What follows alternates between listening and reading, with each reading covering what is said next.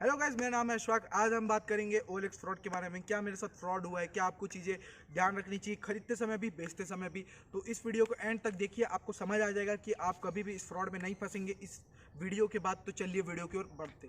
तो सबसे पहले हम बात कर लेते परचेज के बारे में। तो बेसिकली जब भी आप कुछ प्रोडक्ट परचेज करते, समझ ले आप आईफोन एक्स परचेज कर रहे हो जिसका रेट अभी चल रहा है 50,000 टू 70,000 के अंडर।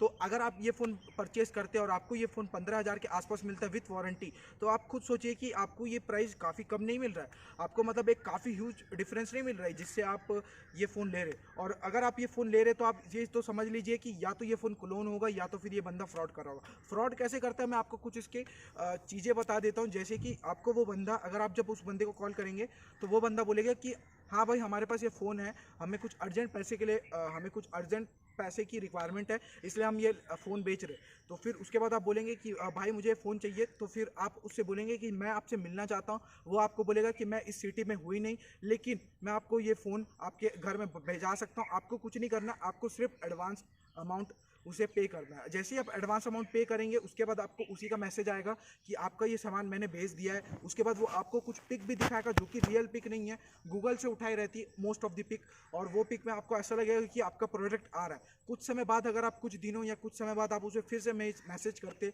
तो वो बंदा बोलेगा कि भाई आपका ना प्रोडक्ट थोड़ा फंस गया है, हमें कुछ अर्जेंट पैसे की और ज़रूरत है, आप हमें पे कीजिए। जैसे ही आप पे करते उसके बाद तो बंदा गायब भी हो जाएगा। उसके बाद वो आपको ना दिखेगा ना आपका प्रोडक्ट दिखेगा। तो बेसिकली मैं इस पॉइंट पे आपको ये कहना चाहता हूँ, ये बेसिकली OLX भी खुद कह रहा है कि आपको अब आपको अगर कुछ भी प्रोडक्ट लेना है OLX से, चाहे वो फ़ोन हो, कुछ भी हो, ईयरफोन ही क्यों ना हो, आप कभी भी एडवांस अमाउंट पे ना करें। और आप खुद जाके मिलिए, कैश पे कर सकते, वहाँ जाके UPI पे कर सकते। आप पहले सामान देखिए, परखिए उसमें क्या डैमेज है क्या नहीं है, क्या चीज़ें हैं, उसके बाद ही आप खरीदिए। आप कम रेट के चक्कर में एडवांस ना खरीदें, और इससे आप खुद भी फंस सकते हैं। और आप जैसे कि समझ सकते हैं कि अगर आपका एक एक पैसा आपके लिए बहुत मूल्य होता है। तो अब हम कुछ बात कर लेते हैं सेल की तरफ। जब भी आप प्रोडक्ट सेल करते हैं, मैं अपना एक पर्सनल एक्सपीरियंस बताता हूँ जो मेरे साथ हुआ था। मेरे साथ फ्रॉड नहीं हुआ था, लेकिन होने वाला था अगर मुझे इसका नॉलेज नहीं होता तो बेसिकली मैंने एक लैपटॉप बेचा था जो जिसका मेरा आस्किंग प्राइस था 18,000 i3 का प्रोसेसर था उसका। तो बेसिकली जब मैं ये लैपटॉप बेच रहा था तब मुझे एक जन का कॉल आया। उसने मुझसे पूछा कि आपका लास्ट प्राइस क्या है। मैंने बताया कि मैं 17 कर सकता हूँ। उसने बोला डन। उसने कब ना पूछा प्रोसेसर कौन सा है, उसमें क्या स्पेक्स है, क्या कुछ गलती, क्या कुछ उसमें डैमेज है, वारंटी कितनी, क्या चीज़ें, उसने किसी कुछ भी चीज़ के बारे में नहीं पूछा। उसने बोला कि मैं आपको 5,000 अभी एडवांस पे कर देता हूँ और उसके बाद फिर मैं आपके पास आके पे कर दूंगा। उसके बाद जब मैंने अपना पेटीएम ओपन करके देखा तो मैंने देखा कि उसने पे नहीं किया था, उसने रिसीव्ड, मतलब उसने अप्लाई किया था कि जिससे उसे रिसीव्ड हो पाए मनी। उसने उसने अप्लाई किया था एक्सेप्ट मनी का, जिसमें अगर आप अपना पिन डालते हो तो उसको पे हो जाएगा पैसा। और उसने उसने उसके बाद उसने मुझे कॉल किया और बोला कि देखिए आपके में आ गया होगा।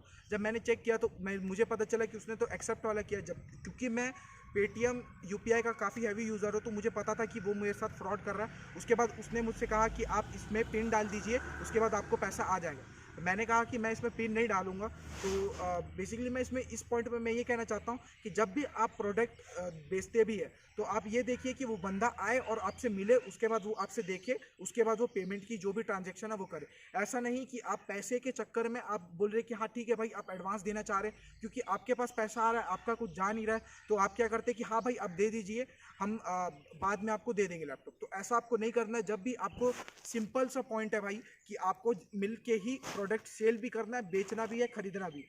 आपको कुछ भी चीज़ कुछ भी चीज़ आपको ऑनलाइन नहीं करना है। आपको ना मंगाना है ना उसको बेचना है। आपको सिर्फ ऑनलाइन ही करना है जिससे आपका प्रोडक्ट सेफ रह पाए।